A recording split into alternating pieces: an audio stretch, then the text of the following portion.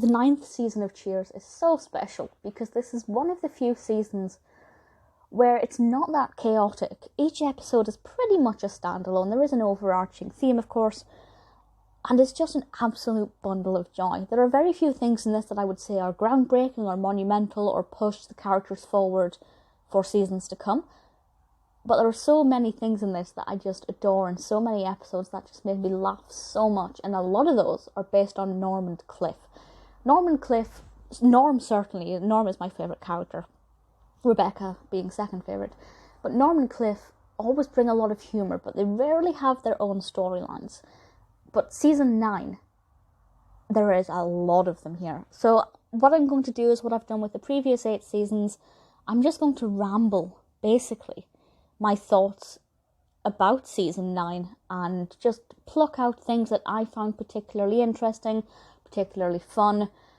And I invite you, of course, to do the same. If you'd like to email me and share your own thoughts, I'd love to start a dialogue about Cheers because I'm just painfully obsessed. There will be spoilers in this for season 9. And obviously the seasons that come before this.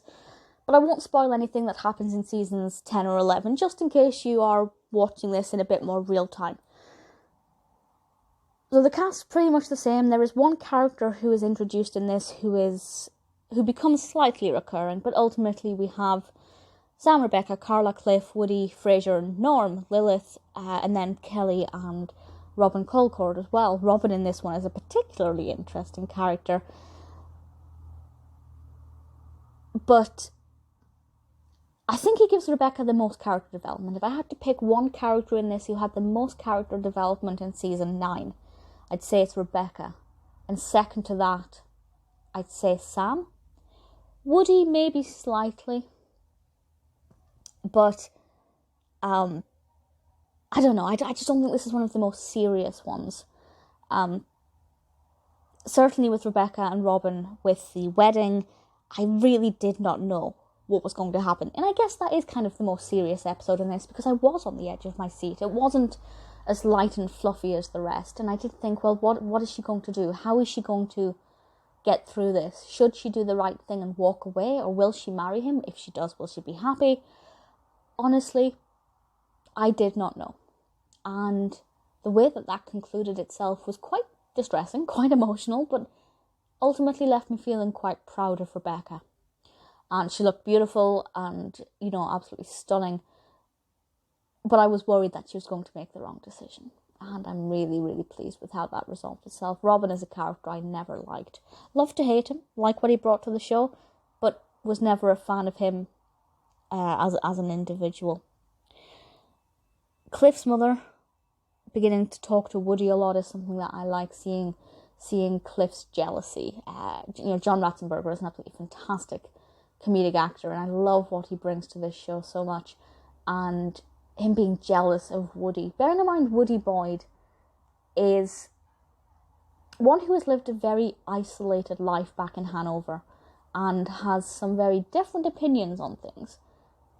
It's unusual that somebody like Cliff would be jealous of him. So I brought a lot of humour and a lot of comedy, and I really like it. It does get quite weird. That kind of aspect of it carries across a few episodes. I liked it. They didn't drag it out too much. I think they managed to kind of milk that concept for all it was worth without going too far. The episode Grease, one of my favourites, with Norm attempting to save the hungry heifer. The hungry heifer is a brilliant concept. I really like it. Norm being this passionate about something like this, I love. He's an absolute joy to watch. George Wendt's absolutely brilliant. Absolutely brilliant. There was also worth mentioning the 200th anniversary special kind of sandwiched in between this, which is definitely worth watching. Obviously kind of breaks it up a bit, and it's not as good as the actual episodes, but it's quite emotional, and a really emotional journey. To think that it reached 200 episodes and then some. It's just absolutely remarkable and a really fantastic achievement. We do obviously get quite a lot of the owner of Melville's in here. And I have to say that John Allen Hill is a brilliant character, and I'm glad that we got to see quite a bit of him, that we got to know him and his rivalry with Sam, but not so much that he felt like he was yet another character, as I feel like if we had maybe one more character added to the title sequence, it would be one too many. They got the balance absolutely perfect. Woody appearing in a TV commercial, absolutely fantastic. Cliff's obsession with the bar napkins, so subtle, so basic, and yet sticks in my mind so well. The new character that we get that I mentioned is Henri. Kelly bringing Henri back from France is a bit odd. And at the time when I first met him, I just assumed he'd be a one-off character, but I kind of like that he made Woody kind of impassioned and angered and, you know, really wanting to defend Kelly. And I think this is the first time that we get to see that Woody is not just dating Kelly. He genuinely feels a lot for her. And I thought that was really nice and really sweet and something that I really enjoyed. That is that kind of slight character development that we got there for Woody. Another episode that I loved is Honour Thy Mother. This is episode 14, I believe. And we get to see a lot of Carla's family in here. She, as I'm sure you remember if you've seen the episode, because it really sticks in my mind, because of a family tradition, her new son is supposed to be named Benito Mussolini. And she really does not want to do that for very obvious reasons. I just love the fire in her here, and also how much she loves her children, because the thing with Carla is that she's very blasé, and, you know, she's always bad-mouthing her kids, and she always claims to never know where they are. But when you actually get to see Carla being motherly, you can see that that's not actually the case, and that she does love her children. And it's something that I really enjoy kind of watching on the rare occasions that we get to see that. Really, really fantastic episode. We do get some more Sam and Rebecca episodes that I'm not going to go into too much detail about. I'm sure you've seen them. But one of my favourites, with Rebecca reinstated at Cheers, is where she tries to turn the pool room into a tea room. I love that. I love the idea of a tea room. It's just brilliant. It's one of my favourite Rebecca moments. It's not that poignant. It doesn't develop her character too much, but I really liked it. And, you know, with Woody's chili, and I just thought it was a lot of fun and, you know, really, really entertaining and really enjoyable. Lilith with her dead rat, I mean, I love it. I love Lilith. This is one of the first times where we actually get an episode that focuses on Lilith without Frasier. I mean, Frasier's there, of course he is, but it's more a Lilith problem with Frasier at the side rather than the other way on, and I really, really love her in this. And ultimately this concludes with the episode where Sam babysits Frederick. It's the penultimate episode, but it carries across too, and he is so adorable.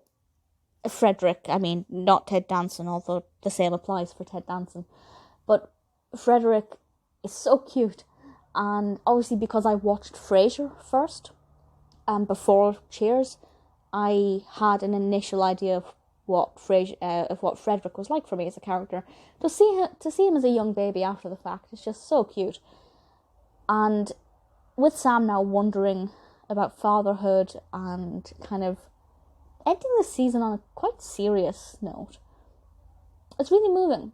Definitely some brilliant character development for Sam here, and I won't discuss what happens in season 10 and 11, but it's setting us up for some more brilliant character development, and I thought that was really special. Also, I love the set design for Frederick's room, and the way they were able to display the two rooms with the door that was locked adjoining them and the windows. I don't know why I was really impressed by that, because it's quite a basic setup, but there was just something about it that I was really impressed with, because we rarely get to see sets outside of Cheers. By season 9 we've seen various other sets, but it's always nice when they build a new set, because it's not something that happens that often, and I was really, really impressed with it, and I liked it quite a lot. Season 9, not my favourite. I think I mentioned last time that season 8 is probably my favourite, though don't hold me to it. But ultimately, I thoroughly adored it. I'd love to hear your thoughts on Cheers, season 9 or otherwise. A bit emotional that we're getting towards the end of it. 2 more seasons to go. It's incredible to think how strong it was even by season 9. I really cannot fault it.